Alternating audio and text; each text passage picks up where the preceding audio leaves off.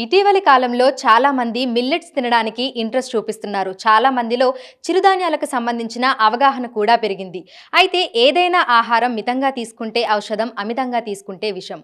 మరి చిరుధాన్యాలను రోజువారీ ఆహారంలో తీసుకోవడం వల్ల ఎలాంటి లాభాలు కలుగుతాయి, ఎలాంటి నష్టాలు కలుగుతాయి, ఏ క్వాంటిటీలో మనం తీసుకోవాలి వంటి వివరాలన్నీ తెలుసుకుందాము. ప్రస్తుతం మనం హైదర్గూడలో ఉన్నటువంటి అపోలో హాస్పిటల్స్లో ఉన్నాము.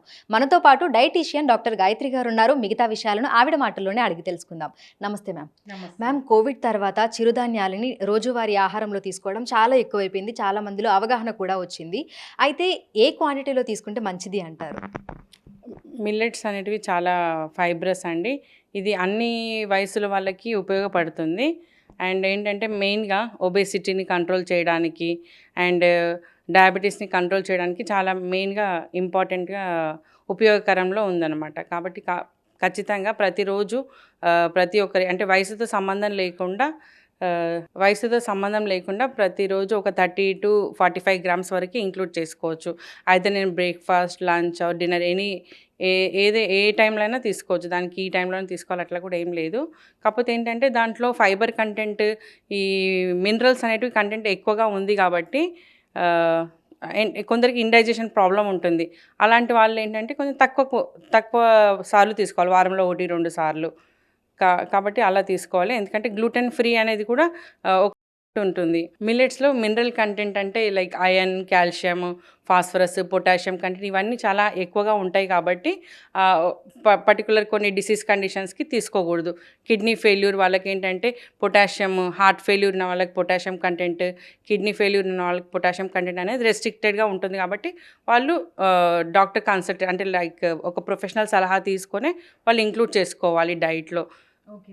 సో సాధారణంగా మనం చూస్తే మనకు రెడీ టు ఈట్ అనేవి చాలా ప్రోడక్ట్స్ అందుబాటులో ఉన్నాయి మార్కెట్లో. ఇప్పుడు మిల్లెట్స్లో కూడా చాలా వరకు మనకు అందుబాటులో ఉన్నాయి. అయితే అటువంటివి తీసుకోవడము, వాటిని రోజువారీ ఆహారంలో మనం తినడము మంచిదే అంటారా? లైక్ ఇప్పుడు సపోజ్ ఇప్పుడు మ్యాండేటరీగా వాళ్ళు ట్రావెలింగ్లో ఉన్నారు, అలాంటి కండిషన్లో నో ప్రాబ్లం.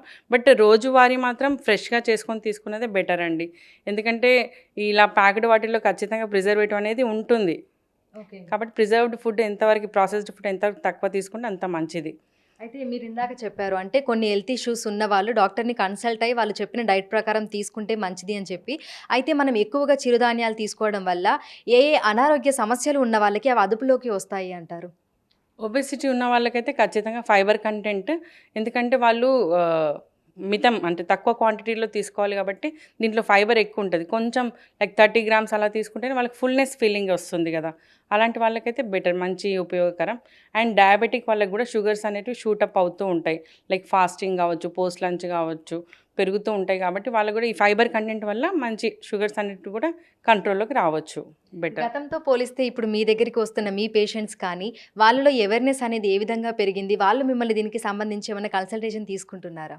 ఏంటంటే ఇది అవేర్నెస్ ఎక్కువ అవ్వడం కూడా కొంచెం ప్రాబ్లమే. ఎందుకంటే లైక్ 3 పూటల్లో వాళ్ళు ఇంక్లూడ్ చేసుకుంటున్నారు.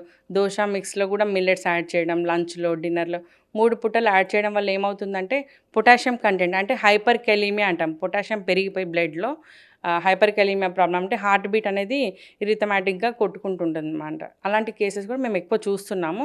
వాళ్ళకి మేము ఖచ్చితంగా ఎడ్యుకేట్ చేసి అవేర్నెస్ పెంచి like only per day 30 to 45 గ్రామ్సే ఇంక్లూడ్ చేసుకోవాలి అనే ఒక ఎడ్యుకేట్ అయితే చేస్తున్నాము. సో నార్మల్గా అంటే చిన్నపిల్లలకు కూడా అదే క్వాంటిటీలో మనం ఇవ్వచ్చు అంటారా? వాళ్ళకి సంబంధించి క్వాంటిటీ డిఫరెన్స్ ఏమైనా ఉంటుందా?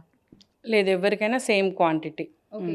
సో మన ప్రతిరోజు డైట్లో మనం 35 to 40 గ్రామ్స్ చిరుధాన్యాలు అనేవి యాడ్ చేసుకోవచ్చు, no problem. It's very good for health. Okay. So గతంతో పోలిస్తే ప్రజెంట్ ఏ విధంగా ఉంది మ్యామ్? అంటే గతంలో ఒక 50% అవేర్నెస్ ఉంది అని అనుకుంటే ప్రజెంట్ ఏ విధంగా ఉంది? ప్రజెంట్ అవేర్నెస్ అతిగా ఉండడం వల్ల కూడా ప్రాబ్లమ్స్ వస్తున్నాయి. We have seen cases. కాబట్టి ఏజ్ ప్రకారంగా లైక్ 60 లైక్ ఏజ్ పెరుగుతున్నప్పుడు కొంచెం ఇలాంటివన్నీ హార్ట్ బీట్స్ అన్నీ ఆల్రెడీ డిస్టర్బ్డ్గా ఉంటుంది. అంటే వాళ్ళ పనితీరు అనేది డిస్టర్బ్ అవుతుంది కదా, హార్ట్ ఫంక్షనింగ్. అలాంటి వాళ్ళు కొంచెం చూసుకొని తీసుకుంటే బెటర్. సో ప్రస్తుతం చూసినట్లయితే చిరుధాన్యాలను అధికంగా తీసుకుంటున్నారు. మనకి స్టోర్లలో కూడా అందుబాటులో ఉంటున్నాయి. దీంతో పాటుగా రెడీ టు ఈట్ మిల్లెట్స్ కూడా ఎక్కువగా మనకు మార్కెట్లో అందుబాటులో ఉంటున్నాయి. అయితే క్వాంటిటీ చూసుకొని తీసుకోవాలని, రోజువారీ ఆహారంలో కూడా వాటిని యాడ్ చేసుకోవాలని డైటీషియన్లు అయితే మనకు చెప్తున్నారు. ప్రతిరోజు 35 నుంచి 40 గ్రాములు మాత్రమే చిరుధాన్యాలను తీసుకోవడం వల్ల ఆరోగ్యానికి లాభం చేకూరుతుందని కూడా చెప్తున్నారు. వీడియో జర్నలిస్ట్ లక్ష్మీకాంత్తో Anjuma, big TV, Hyderabad. For more videos like this, subscribe Big TV channel.